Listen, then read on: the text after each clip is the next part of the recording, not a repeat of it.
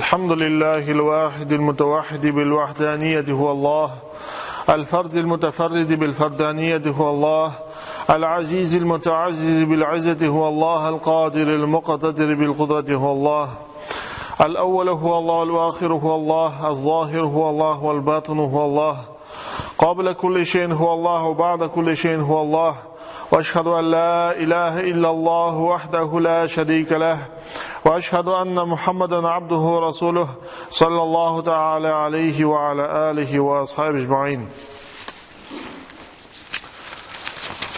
Abdullah ibn Amr ibn al-As radıyallahu anh'a getirilir. Allah'ın elçisi sallallahu aleyhi ve sellem aytti: La yu'minu ahadukum hatta yakuna havahu tabi'an lima ji'tu bihi. Peygamberimiz sallallahu aleyhi ve sellem aytti: Siznin birinizde şın imanlı bula almaz. İman getirmez, yani kamil imanlı bulmaz. Hatta onun tilagi, havası min kelgan narsaga erganchiga kadar. Yani agar da kişinin tilaklari shariatga to'g'ri kelmay ekan, ya'ni shariatga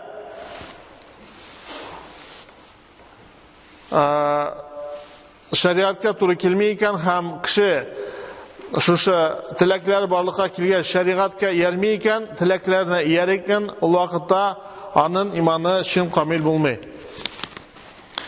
Ya'ni kishi shin imanli bo'lsin uchun ol tilaklari borliqqa kelgach, ularni shariatga to'g'ri kelmavlarini tekshirib, shundan endi yergami, yermaskami ekanini ixtibor etirga tegish. Shusha ixtibor etib bo'lmaganda ham nashar tilaklarga yerganda kishi hali shin kamil imanli bo'la olmaydi. Alloh taolo Davud alayhissalomga aytdi: "Va la tattabi'il hawa fayudillaka an sabilillah." Tilagingga yerma, u seni Alloh yo'lidan adashtirar dedi. Ya'ni nashar tilak, shariatga qarshi tilak, ol kishini nashar yo'ldan, yaxshi yo'ldan adashtira, nashar yo'lga itara. Ham ol shusha nasharlik, shusha tilakka yeru, ol endi gunohlar ham bid'atlar, turli shariatda, dinda bo'lmagan amallarning shig'anog'i bo'lib turadi. Allah Teala aytdi: "Fa in lam yastajibu laka fa'lam annama yattabi'una ahwa'ahum wa man adallu mimman ittaba'a hawahu bighayri hudan min Allah." Agar Allah sana cevap vermeseler, yani senin davetini kabul etmeseler, bil, Allah özlerinin dileklerine iyereler. Yani özlerinin dileklerine iyerip sana karşı kileler, hem özünün dilekine iyerip Allah'ın dürüst yolu bilen, Allah bilgen dürüst yol bilen barmışa şuşa özünün dilekine iyergen kişiden de adaşuşurak kim bulur? Diye ayet Allah Teala. Elbette o in adaşkan kişilerden bulur. Hem özünün dileğine iyeru, yani tileklerge buysunıp shariatga qaramau, shariat buni xoplaymi, xoplanmaymi ekanligini ixtibor etmau, ol shusha tilakka ibodat quli bo'lib sanala. Ibn Abbas radhiyallohu anhu aytgan, tilak, ya'ni havo, ol shida ibodat qila turgan iloh. Hamul shusha oyatni o'qigan: "Araytallazi ittakhadha ilahahu hawahu." Ko'rdingmi sen shul kishini kim o'zining tilagin o'zina iloh etib tutdi dedi. O'zina iloh etib oldi dedi tilagin. Tilagini narsaga olib bora, u shuni ishli. O'zining tilagini iyara. Ol hayvon misolida. Hayvon osharatli, ol borada oshi. Ham kishi agarda ol shusha shariatga o'zining tilaklarini bo'ysundirmasa, u shusha hayvon darajasida jida. Ham albatta onun tilaklari hayvondan da ortiq, ol hayvondan da tuban darajaga tushirga mumkin. Hamda uroza tutuv misolida da, namoz o'qish misolida da shuluq misollarni keltirib bo'la, kishi o'zining tilagini iyarib, ул инде намазларны калдыра, уразаларны калдыра. Пәйгамбәрбез саллаллаху алейхи ва саллям әйтте, күк гөмбәзе астында кешеләр иярә торган теләккә караганда да Аллаһ каршында зуррак илаһ юк диде. Яни шушы теләккә буйсыну ул иң зур гынахлардан булып санала Аллаһ Тәгалә каршында. Һәм шушы теләккә яру ул мусульман гадәте түгел, әлбәттә, чөнки адәм баласын Аллаһ Тәгалә хөрмәтләде, аны башка мәхлуклардан үстен кылды, аңа акыл бирде, акыл аркылы кеше белем ала, гыйлем ала, һәм шушы гыйлем аркылы ул инде үзенең теләген баса, үзенең начар теләкләрен баса, һәм аларга хуҗа була. Аллаһ Тәгалә әйтә: "Ва лaqad каррамна бани Адама ва хамалнахум фил барри вал бахри ва разaqнахум минат таййибат ва фаддалнахум аля касирин мимман халакна тафдила."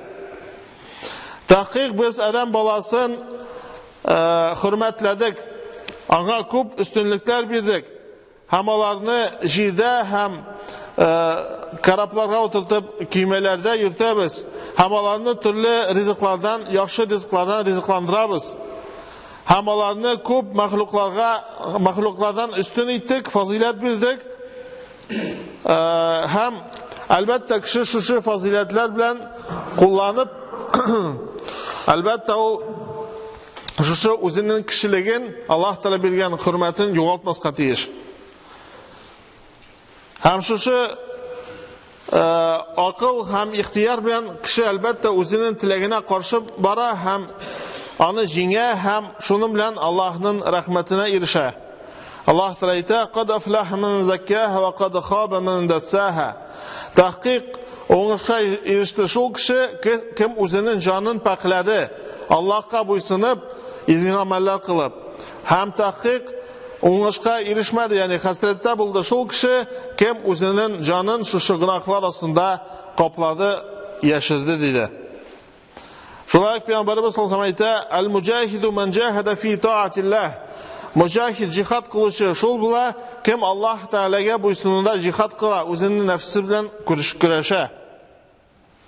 Һәм Аллаһ Тәгалә әйтә: "Ва амма ман хафа мақама раббихи ва наһа ан-нафса анил һава фа иннал җанната хиял маъва." Кем Аллаһ Тәгалә каршында кыямәт көнендә торудан курыкса һәм үзенең хавасыннан, теләгеннән нәфсесен тыйса, шул кешенең торачак урыны җәннәт булыр диде. Ягъни Аллаһ Тәгалә аны шушы теләкләрен җиңү өчен, теләкләрен җиңгәне өчен һәм Аллаһ Тәгаләгә буйсынганы өчен Аллаһ Тәгалә аны үзенең рәхмәтенә кертә. Һәм мусульман кеше үзенең теләген шәригатькә буйсындырырга тиеш. Ниндидер мәсьәлә килеп чыга икән, ул шушы мәсьәләне чишү юлын шәригатта эзләргә тиеш, һәм шушы шәригат кануннары белән риза булырга тиеш. Аңа буйсынырга тиеш, ул аны аңлыймы, аңламыймы, яисә аның теләге бәлки аны кабул итмәскә мөмкин, ләкин ул шушы теләгенә каршы шушыга Аллаһ Тәгалә биргән канунга буйсынырга тиеш. Шул вакытта ул әлбәттә Аллаһның рәхмәтенә ирешә һәм чын мусульман була. Аллаһ Тәгалә әйтә: "Кул ин кунтум тухиббуна Аллаһа фаттаби'уни юхиббукум Аллаһ." Эй Мухаммад саллаллаху алейхи ва саллям, мусульманнарга әйт, әгәр сез Аллаһ Тәгаләне ярата торган булсагыз, ул вакытта сез миңа иярегез, шул вакытта Аллаһ Тәгалә сезне яратыр һәм сезнең гынахларны ярлыкар диде. Ягъни әгәр бәндә Аллаһны ярата икән, ул Пәйгамбәрбез Мухаммад саллаллаху алейхи ва саллямга буйсынырга тиеш. Әгәр ул аңа буйсынса, Аллаһ Тәгалә ул кешене ярата һәм Аллаһ Тәгалә ул кешенең гынахларын ярлыкый. Пәйгамбәрбез саллаллаху алейхи ва саллям әйтә: "Ла ю'мину ахадукум хатта акуна ахабба илейхи мин валидихи ва валадихи ван нас аҗмаин." Сездән берегез дә чын иманлы булмас, хәтта мин аңа үзенең атасына, баласына һәм башка кешеләргә караганда сөйкүлерәк булганча кадәр. Ягъни Пәйгамбәрбез саллаллаху алейхи ва саллям китергән сүз, ул әйткән шәригать сүзе шушы кеше өчен өстенрәк булганча кадәр, башка кешеләрнең сүзеннән өстенрәк булганча кадәр, ул чын иманлы булмас диде. Yani onun imanının zayıflığı sizdilecek dedi. Allah Teala ayta. Şulay فَلَا وَرَبِّكَ لَا يُؤْمِنُونَ حَتَّى يُحَكِّمُوكَ فِيمَا شَجَرَ بَيْنَهُمْ ثُمَّ لَا يَجِدُوا فِي أَنفُسِهِمْ حَرَجًا مِمَّا قَضَيْتَ وَيُسَلِّمُوا تَسْلِيمًا.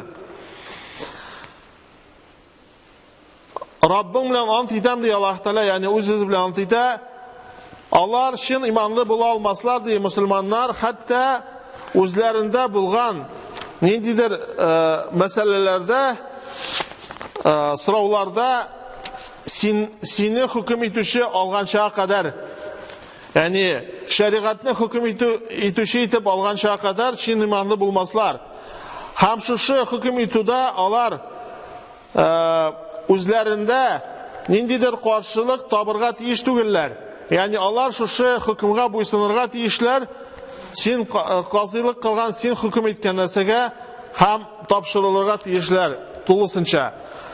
Hem şu özünün tilegin şeriatka yertse kişi, yani Allah Teala bilgen şeriatka özünün sıravların yöneltirip şu cevaplarga riza bulsa, hem şu cevaplarga buysunsa, şul vakitte ol inşallah şin imanlı Müslümanlardan bulacak. Allah Teala şu cüzalardan bullarımızı nasip etseydi bizge başımızga da.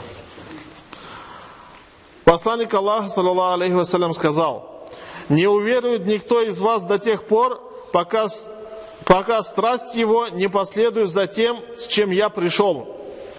То есть вера человека не будет совершенной, пока его желание не последует за тем, с чем пришел посланник Аллаха, саллаллаху алейхи вассалям, то есть шариат. Человек, идущий за своими желаниями и не противостоящий им, тем самым проявляет поклонение им. Ибн Аббас радхаллаху сказал: страсть – это Бог, которому поклоняются на земле. Пророк саллаллаху также сказал: нет под сводом небес Бога, являющегося объектом поклонения, что был бы более велик перед Аллахом, чем страсть, за которой следуют люди. Мусульманин, пользуясь разумом и посредством стойкости, борется со своими желаниями и подчиняет себя шариату. Тем самым заслуживает любовь Аллаха и довольствие Его. Что же касается того, кто страшится предстать перед своим Господом и удерживает душу от следования желаниям, то рай послужит тому убежищем. Аллах Та'аля также сказал: но нет, клянусь твоим Господом, они не уверуют, пока не изберут тебя судьей в возникающих между ними спорах, а потом не будут ощущать в душах своих никакого неудобства от того, что ты решишь, и подчиняться этому полностью, то есть пока не будут довольны решением шариата полностью. بارك الله لنا ولكم في القرآن العظيم ونفعنا وإياكم بالآيات والذكر الحكيم إنه هو الغفور الرحيم الجواد الكريم العلي العظيم السميع الدعاء.